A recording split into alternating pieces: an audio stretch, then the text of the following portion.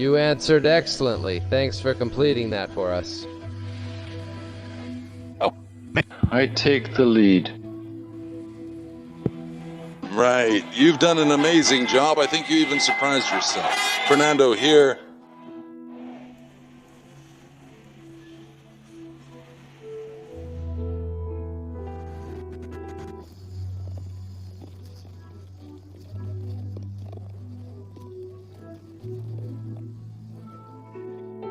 It's time for a special chapter of the journey.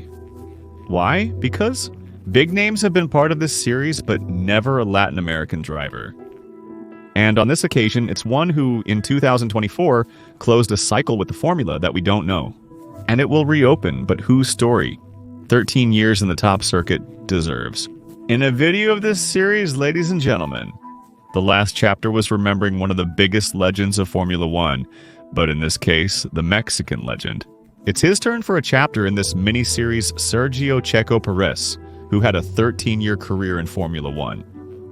But a life dedicated to motor racing that will be remembered in this chapter of the journey, where we will review the legacy of the Mexican driver in the top circuit, how he stayed for so many years at the elite of motor racing, his results, and his record.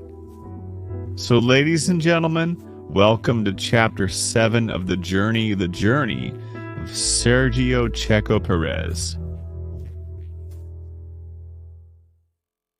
It's time to start with the biography of the pilot we have to talk about today, and our protagonist is named Sergio Michel Perez Mendoza.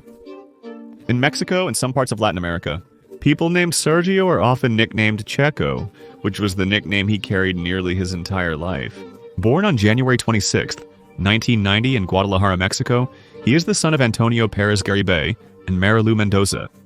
Contrary to popular belief, Mexican pilot Checo was not born with a silver spoon in his mouth, despite his successful career. His father, having contacts in a mechanic's workshop, fully introduced him to the world of motor racing. This allowed him to meet someone who fully immersed him in the world of Mexican motor racing. Soon he could make a living from this passion. He retired after an injury but wanted his children to follow in his footsteps. He had 3 family members there: his brother Antonio Perez Mendoza, sister Paula, and father, in addition to Checo Perez himself. He consistently supported Antonio and Sergio in their pursuit to become pilots. From a very young age, Checo raced go-karts, always standing out for his exceptional control in competitions. He won numerous kart championships in his country. His young age and great driving skills stood out in championships where drivers much older than him competed. During a race, he met a driver with strong ties to the National Kart Federation, and this led to Checo being disqualified from the national championship. He also endured several similar situations. There's an anecdote that just as a race was about to start following a protest, men entered the track before the start of a race to carry Checo's kart off the track, preventing him from competing in the race. However, his performances stand out, such as leading the shifter category championship, finishing 3rd in the Telmex Challenge, and winning the international finals, Easy Kart 125, crowning himself as the youngest driver to have won them. This exposure in the events at the national championship gave him the chance to compete in the United States. He took the opportunity to jump to professional competitions in 2004 and made the leap to compete in the United States. In a competition that at that time was called Formula Dodge National Championship, better known as Skip Barber, he managed to compete in different categories, the Midwestern Race Series and the National Championship. In the Midwestern, he finished 7th in the driver's table, achieving 2 victories and 3 podiums in 8 races. He finished 11th in the National Championship with 1 podium finish during the season. However, his participation was noteworthy, as he was recognized as the best rookie at the time. And he also made history by being the youngest driver to make it to the podium in this category. However, this would also open up 2 unique opportunities in the career of any driver: motorsport and more Latin American exposure. But first, let's discuss Scuderia Telmex. And that is in the year 2002. Mexican businessman Carlos Slim Domit and former driver Jimmy Morales formed a project to promote Mexican talent in motor racing globally, with the dream and goal of, sooner or later, bringing Mexicans to the most important categories of the motor world, including Formula One. At the time, this academy already had some important names, with Memo Rojas, Junior Carlos, and Ruben Pardo, Salvador Duran. But in the year 2004, the name of Checo Perez was added. From that point forward, the Talent Academy would assist Checo in his unique ascent in the world of motorsports. But also for 2005, Checo and his family realized that the only way to succeed and achieve the successes they knew Checo could achieve was to make the leap to the old continent. So, with a plane ticket completely alone and in search of a dream, Checo flew to Germany in search of an opportunity to raise his level and compete for more prestige. Despite common belief, Telmex's support for Checo was quite limited, especially early in his career. It wasn't billions to buy the best available seats in lower categories, but a small support that Checo would have to make work with personal sacrifices. In Germany, he went to live in a city called Vilvoburg, as he had received an opportunity to compete in the Formula BMW Allgemeiner Deutscher Automobil Club with the 4-speed media team, a small team, but one that assured him a full season on a low budget. But he had to live in the team owner's restaurant and balance his track activities with helping out in the establishment from time to time. But within the category, 2005 was quite productive. He learned to compete in Europe, finishing 14th in the Drivers' Championship in this category. He was the youngest in his category and reached the podium in the year's first race. Being the youngest driver to reach the podium of the Formula BMW Allgemeiner Deutscher Automobil Club at that time. This allowed him to repeat in the category in 2006 with a better team, Allgemeiner Deutscher Automobil Club Berlin-Brandenburg.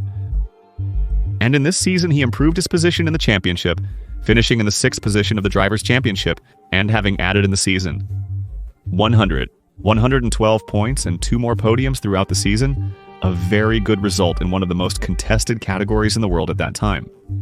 And for Checo, things would only go uphill from this point. And for 2007, he would make the jump to the prestigious British Formula 3 Championship in the National Cup. A championship with quite a prestige at its time, which was known for catapulting drivers to the highest echelon of motor racing. If they stood out in this competition, Checo would participate with the T-Sport team. The 2007 season was a massacre by the Mexican driver, who dominated the series from start to finish. In 21 races, he achieved 14 victories, 5 more podiums, 14 pole positions, and 11 fast laps. Achieving 376 points, and dominating to win the title in a completely crushing manner, it being his first championship won in Europe. The following year, he made the jump to the international class of British Formula 3 with the same team, T-Sport. He had a challenging season, fighting for the title, but ultimately finishing 4th in the Drivers' Championship. In 22 races this year, 4 wins, 7 podiums, 1 fast lap, and 195 points total. This earned him 4th place in the international division of the British Formula 3. However, the next step for the Mexican driver would be one of the most important steps in the motorsport nurseries. Since the year 2005, a category had been born that sought to be the last step on the driver's ladder to Formula 1, known as GP2, series which until 2009 had catapulted almost all of its champions, similar to Nico Rosberg in 2005, Lewis Hamilton in 2006, and Timo Glock in 2007. Therefore, it had already established itself as the great opportunity to reach Formula 1 with a great result. And in 2009, would he make the leap to this category to compete in both the Asian Series and the European Championship? Using the Asian Cup to prepare for debuting in the European Cup. With the help of Team Arden, which was a team owned by Christian Horner, who is also the team principal of the team, he would have Eduardo Mortara as his teammate at Red Bull Racing. And that year, he managed to finish 12th in the drivers' table, having beaten his teammate in this table and having scored 2 throughout the year. Podiums on the Valencia circuit. However, Checo and his team knew the importance of the 2010 season, since it was very necessary to get a good result in GP2. The dream of reaching Formula 1 was to be kept alive, especially at this point in Checo's career. 2010 was all or nothing, or as it's known in poker, the all-in for the Mexicans' aspirations to reach Formula 1. They practically bet everything. In 2010, Checo signed with the Vargo Adex team, a team that until that moment had been used to at least fighting for the drivers' titles, being one of the best at that time. And from the first race, the Mexican showed his intentions, as he had a season where he fiercely fought for the driver's title, against the Venezuelan Pastor Maldonado. In a highly contested campaign with historic moments for Mexican motorsport, including being the first Mexican to win on the streets of Monaco in any category. achieving 4 more victories in the season, 2 more podiums, taking a pole position, and 6 fast laps to add up. 71 points that meant for Checo the runner-up of the series, losing only by 15 points the title against his great Venezuelan rival in that season. However, despite not winning the title on October 4th of that 2010, a historic event for Mexican motor racing would occur. And that day, the Sauber Formula One team announced the hiring of the Mexican driver to compete in the 2011 season of the highest circuit of motor racing. For the first time in 29 years, a driver represented Mexico in Formula One, after Hector Alonso Rebaque last did it in 1982. At that time, Sauber was a structure with history in the highest category of motor racing, but that had recently been bought back from the team. BMW, which left Formula One after the year 2009, so the team was in the middle of a restructuring that had gone through a difficult year. 2010 and 2011 didn't seem like it would differ much from the previous year. But this team was determined to progress in the future, and together with Kamui Kobayashi, they would be in charge of driving the Sauber during the next seasons.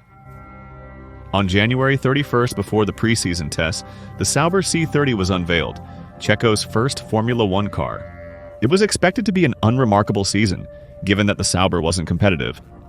However, the season had some notable moments. In his first race on the Melbourne circuit, he showed off his ability to conserve tires, going for a single stop and managing to score points in his first race in Formula One, suddenly catching the attention of the racing world, although unfortunately the Sauber team was later disqualified for technical irregularities. With his wings and the great race that Checo Perez had marked to be able to score points, unfortunately he was left empty-handed. However, no one could take away the great performance he put on. However, he also had very tough moments, like the accident he suffered in the qualifying round of the Monaco Grand Prix, where he hit the exit of the tunnel at a very high speed. An accident where the driver didn't immediately get out of the car and had to be assisted to be extracted from it. The accident was surrounded by much uncertainty, but a few hours later it was known that Checo did not have major injuries in that hit, except for a strong contusion and a leg injury that made him miss the Monaco race, as well as the Canadian Grand Prix. But surviving that hit unharmed was likely his greatest triumph of the season, 2011. His best result in that campaign was a 7th place finish at the British Grand Prix. Scoring on the circuits of Spain, Silverstone, Singapore, Japan, and India, achieving 14 points throughout the year, and finishing 16th in the driver's table, securing a second year with Sauber in 2012. And believe me when I tell you that this season is the one that would define that Checo Perez would have much more to give. In this world of Formula One, 2012 will be remembered as one of the most thrilling years in Formula One history. Drama, biblical levels, dream races, a rivalry that lasted until the last race of the season, and much more. But in this particular season, Sauber had a very competitive car, and it showed. In the second race, Checo qualified 9th for the race, but Sunday's rain caused chaos on the Malaysian circuit. During the first laps of this Grand Prix, he and his team got the strategy right by putting on extreme rain tires before the rest of the rivals. And when the rain increased and all the other drivers had to do it, Checo moved up to 3rd position in that Grand Prix in one fell swoop. For a moment, the race was stopped with a red flag due to the rain, but when it ended and resumed, Checo was in the fight for the victory against Fernando Alonso. During the last laps, he hunted down the Spaniard and battled fiercely with him. But a few laps from the end, he made a mistake after touching a wet part of the track and went off course. He rejoined without major consequences, but lost all chances of winning. However, he achieved a historic result for Mexican motor racing, finishing 2nd and securing a podium. For a Mexican driver, this was unprecedented since the 1971 Dutch Grand Prix. And that wasn't the only display from Checo in that 2012. He returned to the podium in Canada, finishing 3rd in a race that showcased his tire management skills. In Italy, after qualifying 12th, he ran an exceptional race. To finish 2nd, showing himself to be aggressive, combative, beating the Ferraris at home, and with an absolute and unquestionable race pace. Such was the Grand Prix that Checo marked in Italy that even Niki Lauda himself recognized him on the podium. he removed his iconic red cap out of respect. The 2012 season was Checo's revelation to the world. Becoming a man on the grid, and for many it seemed that the Sauber seat was starting to become a bit small for him. And his performances did not go unnoticed by the top teams on the grid. Mercedes had him as a plan B in case they couldn't sign Lewis Hamilton. Ferrari planned to offer him a pre-contract for promotion to the team in 2014, as he had been part of their talent academy since 2011. But before promoting him, they wanted him to gain more experience prior to joining a top team, as they considered this to be something very necessary in the formation of the Mexican pilot. But one of those offers gave him the possibility of joining a team that, in the words of Alonso or Hamilton, always gave you at least one car to win, which was none other than the Vodafone, McLaren, Mercedes team, as Lewis Hamilton would leave this team. In 2012, they offered the Mexican to replace their last great world champion. As Vito Corleone would say, from The Godfather, they made Checo an offer he couldn't refuse, and it's owing the opportunity to have a car to fight. The virtual possibility of being able to fight for the driver's title with a McLaren made Checo sign with the legendary British team to be their driver in the 2013 Formula season. Of what the structure meant, 8 times world champion of constructors. What, in theory, would be Checo's first opportunity with a team that could give him the weapons to fight for the world titles. And yes, McLaren always gave their drivers cars to win. But in 2013, which coincided with his arrival, also marked the beginning of the British team's decline. Will they see it as context? The 2012 car was very successful. In fact, on many occasions that season, that car was the fastest on the grid, but it had serious reliability issues. McLaren internally decided to overhaul the structure and revolutionize the 2013 car for something new, and supposedly to have a wider mechanical platform, to thereby achieve better results. But that only made the McLaren MP 428 a terrible car, with which neither Checo nor Jenson Button managed to do anything relevant in that season. Managing not to add even a single podium, neither of the two drivers, and ending up falling to the 5th position of the Constructors' Championship, behind the people from Lotus. The problem is that also during the season, there were many disagreements between the British structure and Checo Perez, which unfortunately led to, despite having a multi-year contract, Checo and McLaren parting ways for the 2014 Formula One season. A situation that was quite uncomfortable because they announced their separation very late in the season, too late to be able to look for another seat on the grid. When one door closes, another opens immediately. And the door that opened for him was that of the Force India team, which shortly before the start of the season announced that Checo Perez would be Nico Hülkenberg's teammate for this new campaign, which coincided with the start of the hybrid era in Formula One. With this, the era of Checo Perez at Force India also began, where this was a mid-table team and below, which despite its economic limitations, managed to achieve quite decent results. Checo, during his first 3 years on this team, with this car achieved important feats, such as getting on the podium at the Bahrain Grand Prix in 2014.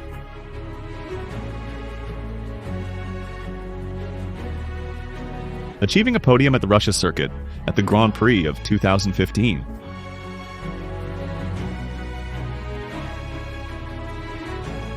In 2016, he had a brutal season, achieving 2 podiums, one in Monaco, which until that moment was the best result of a Mexican in Formula One on the Monaco circuit. Once again, with an incredible pace, the Mexican driver managed to climb to the 3rd step of the podium in Azerbaijan in a stunning display. During 2014-2016, he finished 10th, 9th, and 7th respectively in the driver's table. And although there was a lot of rumor about Checo possibly leaving for other teams and some interest from some top teams, in the end he ended up staying at Force India. But for 2017, his teammate would change, and now he would have to face his biggest rival he had in Formula One, the Frenchman Esteban Ocon. For context, this driver debuted in Formula One in 2016, joining the Manor team mid-season. But this was the Mercedes protege that Toto Wolff placed on the Indian team, in exchange for a significant discount on the building's engines. Obviously, Ocon wanted to prove a lot to Formula One, and from his first season he showed that teamwork was not particularly his strong suit. In the Canadian Grand Prix that season, Ocon requested the team to have Checo let him pass in the final laps so he could contend for a podium finish, showing a better pace than the Mexican in the final stages of this Grand Prix. But Checo never wanted to give up his position, saying, "If he wants to pass me, let him pass." Checo never gave in. And both cars finished 5th and 6th, a good result for the small team, but it fell quite short of the expectations of a possible podium. Checo Perez was the first to strike in this fight. But this would only be the start of what would later make Checo and Ocon take this battle very personally. Ocon had his personal revenge at the Azerbaijan Grand Prix while they were battling for the winner's podium, as Ocon closed in on the Mexican driver on the straight, causing damage, and both of them ended up killing their chances of the podium. And in Belgium, they had an extremely dangerous situation when they made contact on the descent towards the legendary Oroche curve.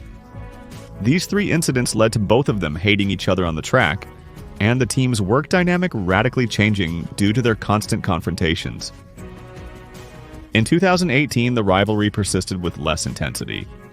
However, Checo faced another uncomfortable situation, which in the end would end up saving the structure that would soon cease to be Force India, you'll see. Checo was owed several payments of his salary because for a long time the finances of the owner, Villa Himalaya, were quite delicate, and financially this team was in ruins. In 2018, it reached the point of no return, where Checo had to intervene as a creditor to save the structure, suing that team, to thus force it to enter into bankruptcy proceedings, and sell the structure to someone who would keep the team afloat. By doing this, the team was saved, the jobs of his colleagues were saved, and it allowed the sale to millionaire magnate Lawrence Stroll, the father of Lance Stroll, who would come in as the new owner, with the intention of turning this team into a winning structure sooner or later in the history of Formula One. And Checo's actions? His veteran status, experience, and huge sponsor contributions allowed him to enter Lawrence Stroll's plans for his new team, later renamed Racing Point. And from 2019, he would be Lance Stroll's partner in the new adventure of the Mexican driver. Only that 2019 was a transition season, where this structure could not achieve notable results. However, for 2020, they would follow a plan that could give them short or medium-term success, which was basically to buy from Mercedes as many parts as possible from their 2019 car to mount it on the 2020 Season 1. So the car from that season would be baptized as the Pink Mercedes. But it would be a huge leap forward in performance for this structure. However, that was a very tough year for the Mexican driver. In 2019, he secured a 3-year deal with the team, finally getting a competitive car after a long time. But it coincided with the pandemic that impacted the world, including Formula One. And in that process, Sebastian Vettel and Ferrari announced that they would part ways for the season, 2021. So Lawrence Stroll had the opportunity to have a 4-time world champion on his team. In 2021, it would become the official structure of Aston Martin in the top category. Despite Checo's contributions and achievements in saving the team, essentially allowing Lawrence Stroll to buy it, and despite the contract that Checo had signed with the brand, they ended up signing the German driver, and Checo was going to end up without a seat for the 2021 season. So it seemed that the possibility of an early retirement would come much sooner than he wanted, after what happened with the signing of the German driver. And what for many could have meant the end and collapse, Checo took it as a motivation to give it his all in the last races of this 2020. Well, even though the doors of Formula One seemed closed, they really weren't completely. Red Bull Racing, the 4-time world champion team, was dissatisfied with its driver's specific performance. Christian Horner asked Alex Albon and Checo about their availability to race after they lost their seats. In 2021, but before anything else, they would support Alex Albon until the end of the 2020 season. But if he did not improve his performances, Checo could be his substitute and have the opportunity to compete again with a team with the potential to be world champion. Therefore, Checo's goal had radically changed and was quite clear. He had to beat the Thai driver by any means if he wanted his second chance on a top team on the grid. And race by race, he was beating him, usually doing it with his modest Racing Point. But despite how hard it was for him and several opportunities that were lost in that season, the year 2020 would also give him the opportunity to showcase himself to the entire planet. During this year, 2020, he had already had the opportunity to add a podium at the Turkish Grand Prix, being, by far, one of Checo's best races that season. But December 6th of that year would be the day marked in history for the Mexican to achieve what seemed practically impossible. 10 years in Formula One, having victory within reach several times and not being able to achieve it. That day, fate had prepared the best performance of his life. The second Bahrain race would be run that year, but unlike the first competition, now it would be competed on the perimeter circuit. And Checo had achieved a very good performance in qualifying, placing 5th to start this Grand Prix. And the race started with a furious Checo quickly going on the attack, but a couple of turns after the start, his Grand Prix would take a 180-degree turn. Leclerc attempted an impossible maneuver and by overshooting the brake, ended up colliding with Checo Perez, damaging his tire and sending him to the last place in the race, causing his withdrawal. And what about Max Verstappen? Suddenly Checo, who was fighting for 3rd place, fell to the last position. But his most famous phrase is never give up. And that day he would have to apply it, but above all, believe it.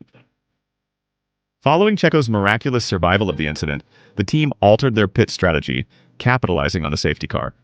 From the restart, Checo aggressively overtook rivals one after another. By lap 20, Checo was already in 10th position, and it was Alex Albon who he ended up encountering on the track. Checo had a single goal in mind. He had to beat the tie on the circuit at all costs if he wanted to cling to the possibility of the Red Bull seat. And on lap 21 at Sakir Square, Checo would go out to kill the bull without any kind of compassion and mercy.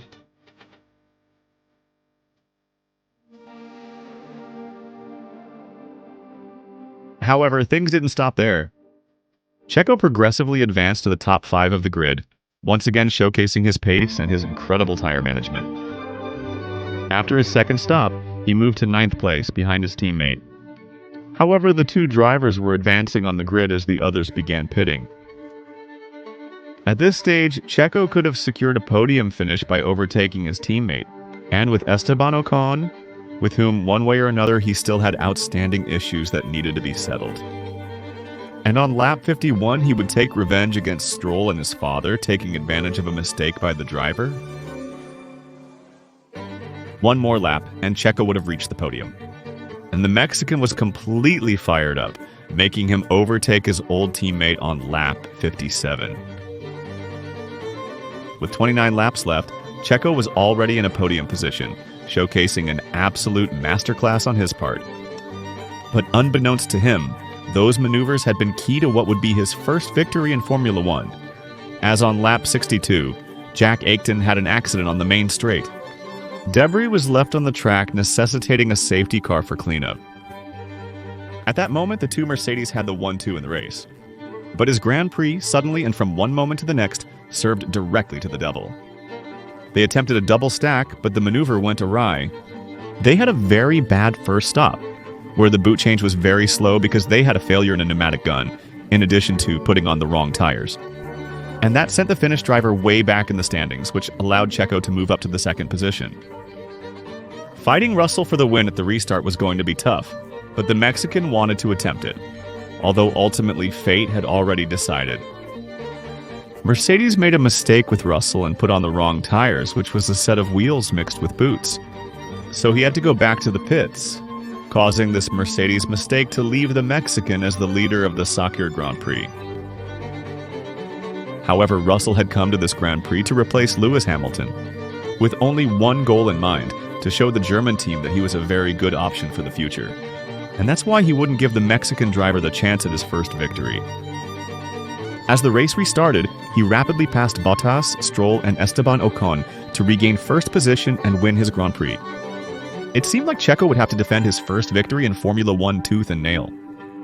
What would be the battle of the Mexican driver against the British, where both were fighting for their first victory in Formula One? But I told him fate had already passed judgment.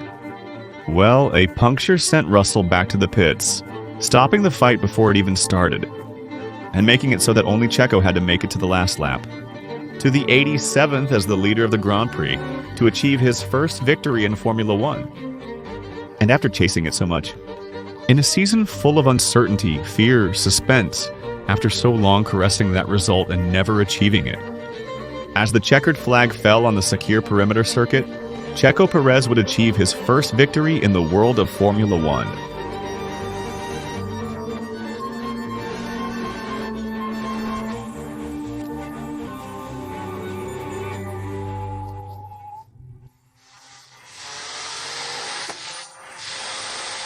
Make sure Checo is watching the race. If there was no more Formula One for him, after this he could leave with his head held high. He had brought victory back to Mexico, 50 years after the last Mexican to do so. He had the national anthem played for the entire world. On the Bahrain circuit, Checo had achieved one of the victories that everyone wants. Qualify well, encounter a problem early in the race that drops you to last place, and coming back to achieve the victory? A practically historic event. The 2020 season ended at the Abu Dhabi circuit after an engine failure forced Checo to retire from the race. What could mean his last race in Formula One? But he had already made his point, and if this had been his last race, it was something that was no longer in the hands of the Mexican driver. But once.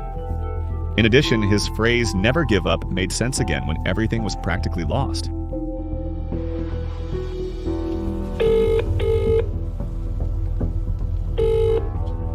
Hey Sergio, welcome to Red Bull. Thanks Lance, congratulations, and welcome to the team. Thanks, Richard. With this call and the end of the 2020 season, Checo Perez's final Formula One stage began, at least for now. The era with Red Bull Racing, where Checo would have the opportunity to drive again for a top team, and with the weapons to be able to become Formula One world champions. Checo secured a one-year contract for 2021, breaking the tradition of this structure, only trusting its young talents. But thanks to his performance in it, he managed to get that opportunity to show his worth. However, the relationship between Checo and Red Bull had its highs and lows, with some very good moments from Checo. Like when he was key in Verstappen's first title, holding back Lewis Hamilton to allow his teammate to get closer. He secured his first Red Bull victory and second personal win on the Baku circuit, keeping pace with his teammate and fending off Lewis Hamilton. He reached the podium at the Mexican Grand Prix, becoming the first Mexican to do so at his home circuit. Something he would repeat a year later, in 2022. In this 2022, he also won the Monaco Grand Prix, an epic feat.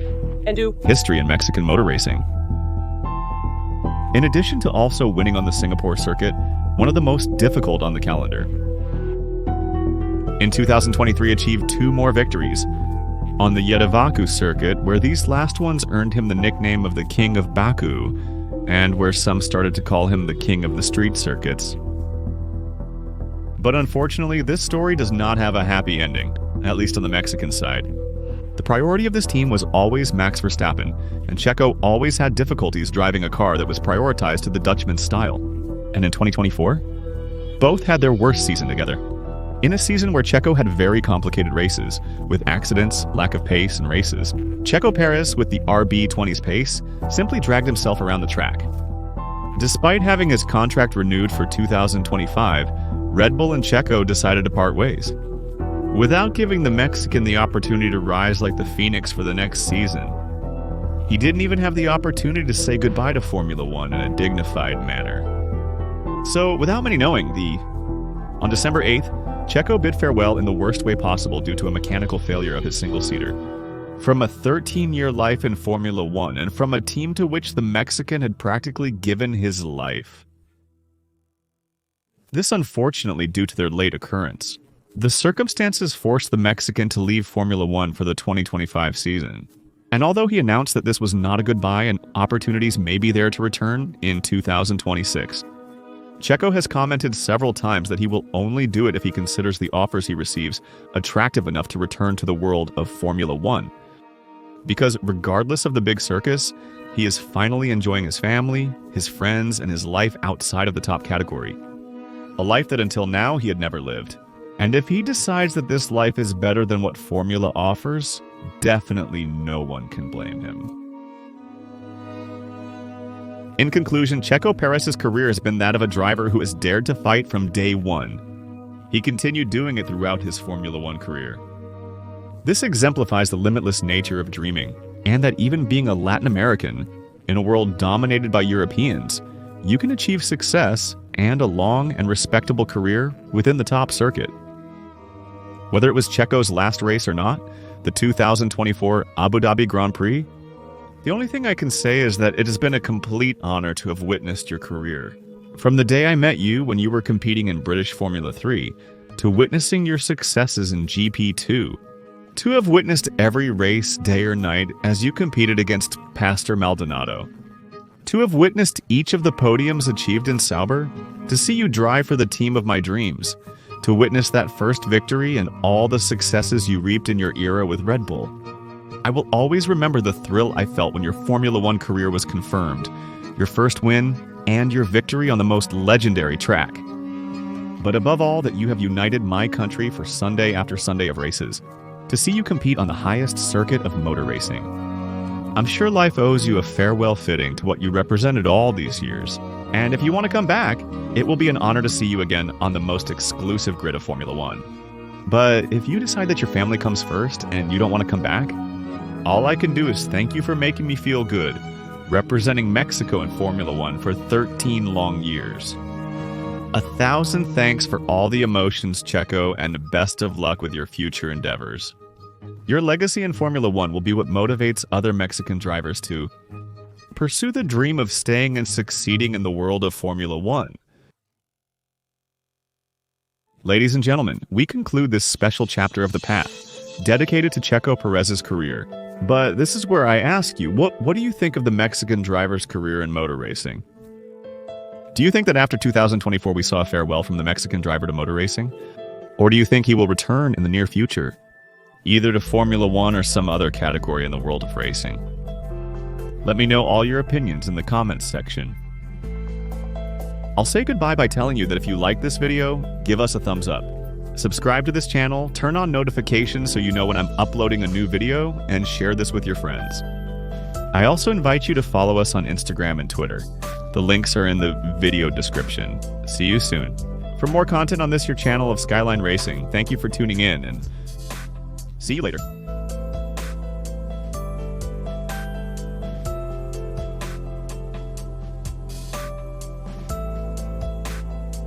Thank you.